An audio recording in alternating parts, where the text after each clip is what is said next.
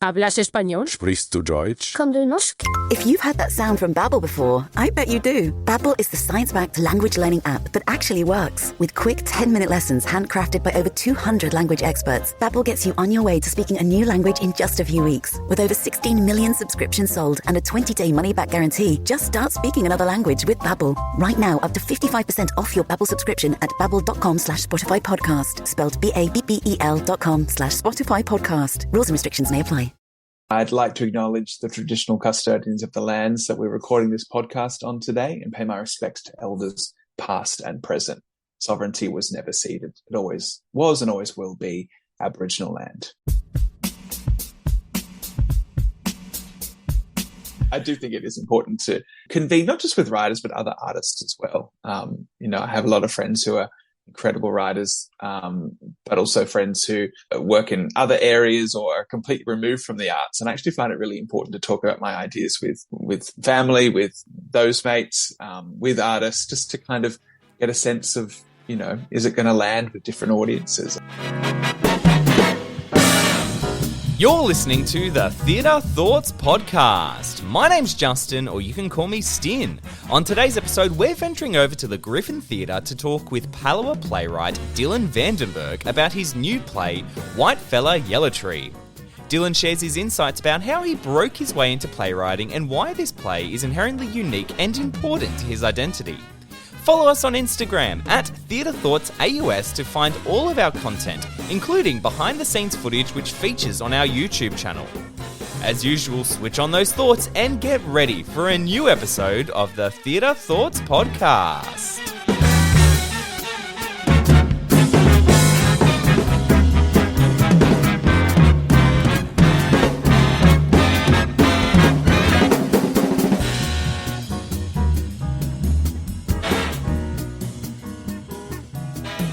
Welcome everyone to a very special episode of the Theatre Thoughts Podcast. It's actually quite good timing because this is NAIDOC week. So we are talking with a Palawa playwright from northeast Tasmania. They were a participant in the ILBIJERRI Theatre Company's BlackWrights program. They studied drama at the ANU and the State University of New York. They also received the 2021 Nick Enright Prize for Playwriting for his play Milk, and in 2020 won both the Griffin Award and the Rodney Seaborn Playwrights Award for the gothic revenge drama Way Back When. They are putting on their play Whitefella Yella Tree at the Griffin Theatre from the 12th of August to the 17th of September. Please welcome to the podcast, Dylan Den Berg. Welcome. Thank you so much. Thanks, Justin. That was quite a list of things. I'd never heard it all in one spot before, so thanks for sharing. No, that's all right. I found as I've started, that's kind of like how I've started doing the most, the beginnings of my podcast, and all the artists and creatives are like, oh my God, wow, that's a lot of stuff when you look at it all in one. Definitely. I'm surprised. I think you should write my bios from now, so thank you for that. You're welcome. It's good to see the things that the artists and the creatives that we have on the podcast and see what they've done, because I think when you kind of look back on everything you do as one, you don't really recognize time flies, doesn't it? You don't really recognize how much you've done, and you've done a heck of a lot and you're still doing a lot. So where I want to start is introducing yourself to the listeners and kind of seeing who you are and what's your piece of theatre that you've got for yourself. Yeah. First, I'll just say a great point about not kind of taking stock of what we've done. I think as artists, we're always thinking about the next thing. So it's not very often you kind of get to think about what you've just done or what you've done over the last couple of years, particularly with COVID, I think, as well. Yeah, exactly. But yes, my name is Dylan Den Berg. I'm a Palawa playwright, originally from the northeast of Tasmania with family connections to there and the Bass Strait Islands where my great-grandmother was born. But I've been living on Ngunnawal country, Canberra, for a long time now.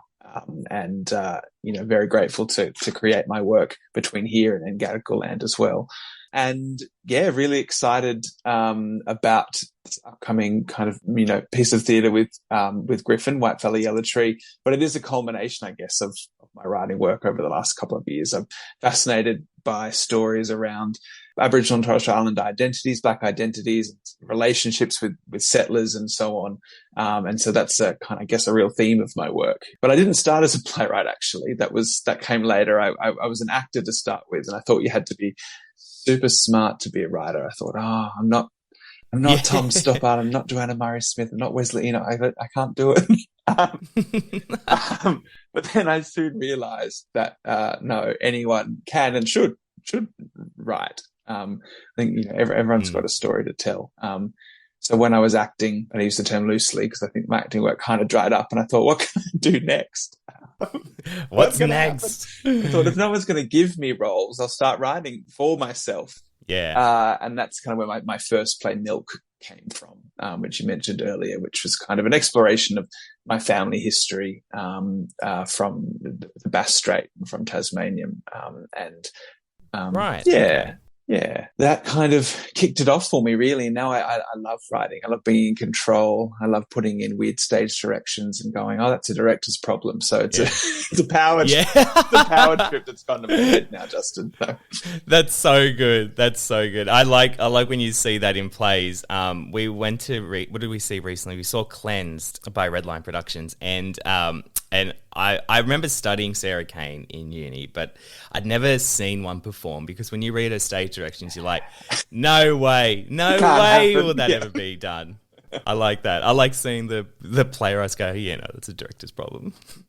The most fun you can have as a writer. Yeah.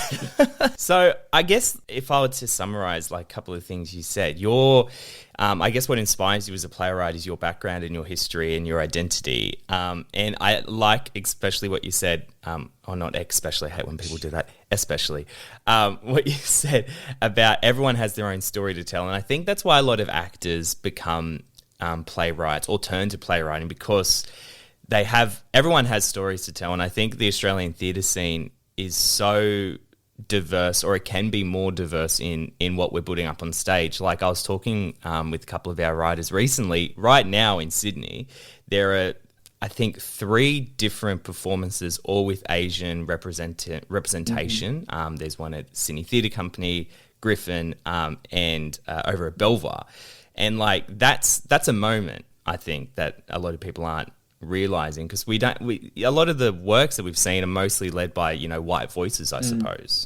Definitely. I think it's amazing and wonderful and needed that people from different sides of the fence are jumping in and writing. I'm talking about actors or people who are designers and shifting into writing and so on, because I think for a long time we've had this singular idea of what a playwright is: someone who's clever, as I said before, white, who, you know, is going to write about a dinner party, you know, and I don't mind a play about a dinner party, but come on. My God, you're so right. I've never thought about it before. They're all about dinner parties. Yeah. No, I think it's Patricia Cornelius who once said that she would do something expletive if she ever had to sit through a dinner party play again, something along those lines. Yeah. I tend to agree. So I think it's this idea of what a playwright is shifting. And I think the state of our industry at the moment means that we all kind of have to try a hand at different things. And I think that's a wonderful thing. It's an exciting thing. Well, let's talk about Whitefella Yella Tree then. So I'll give a bit of a background on the plot. So this is kind of verbatim off everything I found online. So it's a gripping and heartbreaking tale exploring how the development of queer Aboriginal identities was impacted due to British colonisers importing their ideas and their laws surrounding homosexuality. That in itself, I think I can honestly say, like, hand on heart, I've never seen anything like that done on stage. Like that kind of, those two sides of history and representation don't generally performed, I suppose. So the story follows Nettie from the Mountain Mob and Ty from the River Mob, who meet under a lemon tree to exchange information about the movements of the Whitefellas. After a rough start, their fragile friendship fruits into a heady romance, and then soon Nettie's sister is taken by the Whitefellas and he joins them as a tracker. In order to help find her, he absorbs their ideas and their customs, bringing them back to his meetings with Ty and causing their relationship to fracture. Ooh, juicy, very juicy. Again, a lovely, snappy sum up. I'm impressed. So thanks for sharing that. No, it's all right. I was like, as I was reading, I was like, I hope this isn't spoilery, but it's good to see like the over encompassing thing of it. So where did this story come from? That's a great question. And I'll give you a less succinct answer. Probably it'll be a bit rambling, but I had this idea for the play a few years ago. I generally, because I'm lazy, I have an idea and it takes me years before I actually do anything about it. But I had this idea for a play set under a lemon tree. I didn't really know what it was going to be about or what it would be, but this idea of a romance, a love story between two boys on the cusp of manhood. And it was around that time that I saw a tweet by Anthony Mundine basically saying that queerness didn't exist in First Nations cultures, that it was forbidden. And I just thought, wow. Oh, Dal, you've got no idea. So I decided. Anthony. What are you thinking? And I thought that, but I was also really concerned and distressed too, because, you know, how false and disorienting to read that your identity is at odds with your culture, and how destabilizing to see non-First Nations people cling on to comments like that because Anthony is an Aboriginal man, and you know, assume that they carry some weight because of his heritage and background, because it's just not true. And so I wanted to write a play that kind of spoke back to history and filled in those gaps, because the history we have of queer blackness is through a white lens, and therefore it's generally being erased. And I thought I wanted to kind of you know, have some fun and fill those gaps again, and write something a bit camp, a bit lovey-dovey, but also that actually engaged with this idea of colonization, erasing those identities as well. The word is out, the Theatre Thoughts Monthly is here, and it's your chance to get exclusive giveaways, podcast episodes, reviews, and more direct to your inbox. Don't wait until next month. Get this month's Theatre Thoughts Monthly now. It takes 2 seconds to sign up. Simply head to the link in this episode's description and select the Theatre Thoughts Monthly option to fill in your details. It's that simple. You'll receive links direct to this month's edition of Charlotte's Cheap Thrills, early access to an exclusive giveaway only for Theatre Thoughts subscribers, and the early goss on our next massive star on the podcast. Now, let's get back to today's episode.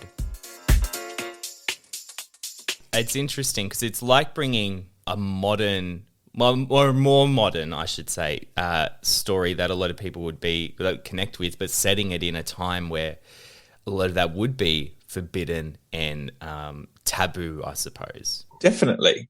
I love to play with time in my work. Again, because I'm lazy and I don't want to be, you know, specific to any period. Yeah. I want to throw it all together. But I thought, you know, I wanted to present a modern relationship in a historical context and kind of go, you know, this was what we lost essentially. I'm going to stop rambling, but yes.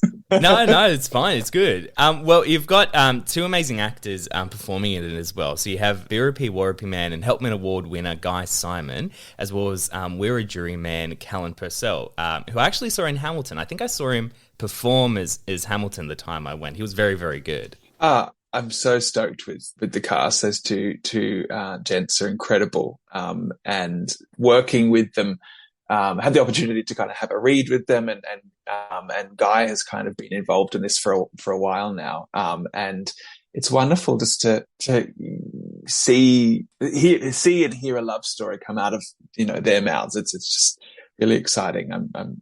I can't wait to share it with everyone. And is this the first time it's been staged, or was it staged previously? I know this is the first time. So we've been developing it. It was developed through Griffin's studio program. So I was a studio artist last year. And so we kind of had a bit of time to work through it and try and iron out some of the kinks, I guess. And, you know, get it to a point where it's ready to go up into rehearsal in about a week, which is terrifying. Oh, it is terrifying, isn't it? Yes. Well, how do you do that? How do you iron out the kinks in that? What do you find? Well, I mean, I guess, how do you sit there and go, that doesn't work, scrap it, or that's gold and we'll keep it? I'm really indecisive, so I rely on other people. I'm you know, unashamedly a plagiarizer. If someone has a good idea, I'll whack it in and put my name to it. So, look, I think it's really difficult, although I do think it's clear when you hear something out loud. You can kind of, the cadence is off, or that you hear the plot holes, or someone has a question that has you go, oh, that's not clear enough, I need to fix it up. So in the collaboration, I think it becomes clear what needs to be fixed. And as for the bits that work, I mean, I don't think a play's ever finished, so I'm going to agonize over this for the next 70 years, Yeah. and keep working on it. But, for me, I find that if I'm vaguely happy with something, then I'm happy to leave it and move on. But we'll see what happens in rehearsal. I'm sure I'll be slashing and cutting and changing and all of that.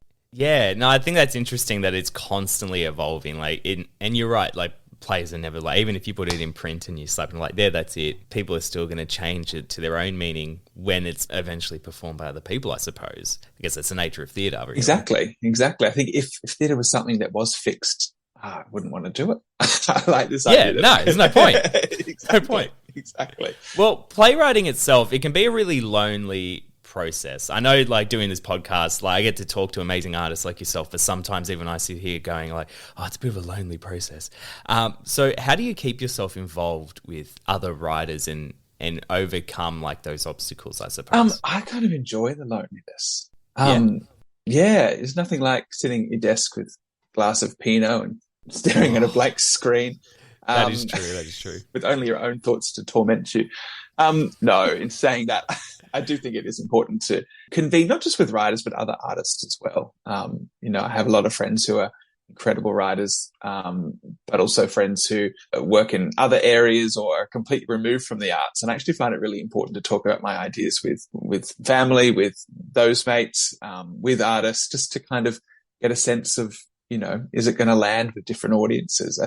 I don't know. Some writers think you should kind of discard this idea of writing for an audience and so on. But I do think it's part of that process. I think I don't want to write something that nobody wants to bloody come and see. That's true. That is true. And you never know where a great perspective or idea or thought or provocation is going to come from. Sometimes it's just from talking to your nan. She's like, oh, have you thought about this? And it's like, oh, okay, nan. No, you're right. So, I think it's important. Jumping on that, I suppose, and talking about collaborating with other people, I've been trying to get a lot of advice recently from artists and creatives that we have on the podcast, more for young up-and-coming creatives to inspire them. So I guess, what advice would you give for somebody like yourself who is doing acting and it's not really for them, and they go, you know what, I feel like I want to tell my story. I guess, what advice would you give them to journey into that place? Oh, God. I feel like I'm the wrong person to ask because I just advocate for a lot of drinking. But yeah. I would say just to start. Don't wait for anyone to give you permission because they're probably not going to. I think when I first started writing, I would just lounge around I was living in Sydney at the time, lounge about waiting for someone to discover me through my lounge room window. And I was like, this isn't going to happen. So I just, excuse me, I've got 5 pages of a script here. So he just started writing, and I can't remember where I read it, but I've read something once about how when you first start something, your taste is more advanced than your actual skill and ability. And I think that's very true. I don't think anyone's a natural at much.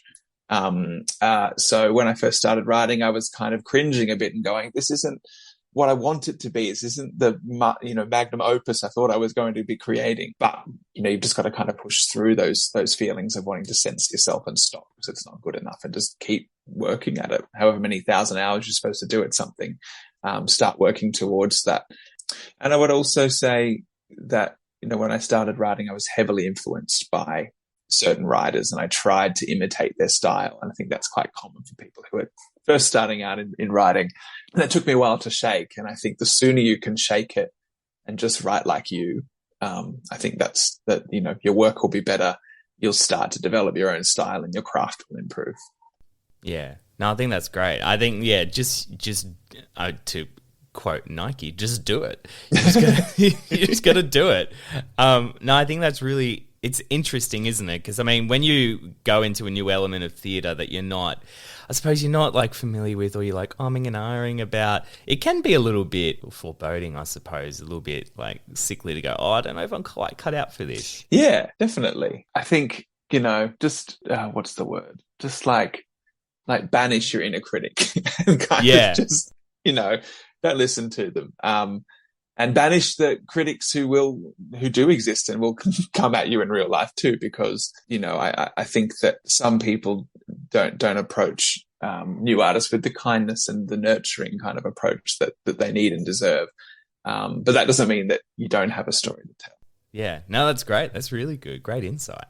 Do you have, I know this is a pretty big question, do you have anything else like in the brain that's like, oh, I really want to do this? Or is there like a passion story that you feel you might want to put on paper later on? Oh, that is a big question. I'm fascinated by the climate at the moment, I think. Fascinated, concerned, worried, all of those things, like everyone, I think, in the world. And wanting to think about a story that doesn't just report on the situation we're in, because we all know it's shit, but actually kind of offers something in terms of like a way forward and so on. But I'm not a scientist. I can't help anybody. I mean, I've cut out my little recycling. Like I'm doing my recycling, not using plastic. I'm doing my part. Exactly. I've got a worm farm. Yeah, I've got all these things. So I would like to write something in the climate space. And I've got a few ideas and a few projects happening that are touching on it. But I think it's something that's in that wanky way, bubbling away, and I need to think about, how I'm gonna wrangle it and how it's gonna come. Yeah, exactly. Well, Dylan, thank you so much for giving us your insight on Whitefella Yella Tree. I'm really quite interested to see this one. When I was reading about it, I was like I've said before, I was like, this is an interesting story that you don't generally get to see. So I think everyone should get along to go and see this at the Griffin Theatre. I'm pretty sure I've got the dates right, but it's the 12th of August to the 17th of September. So you're starting rehearsals soon. So all the best with your rehearsals. I hope you find things to keep, and then you also find things that aren't quite working and just cut them out. Thanks so much, Justin. I look forward to seeing you and hopefully lots of you there. Thank you to Aisha Herbert for helping to organise today's episode. A massive thank you to Dylan Vandenberg for joining us on the podcast. Whitefella Yella Tree plays at the SBW Stables Theatre in King's Cross from the 12th of August to the 17th of September 2022. Tickets can be booked at griffintheatre.com.au.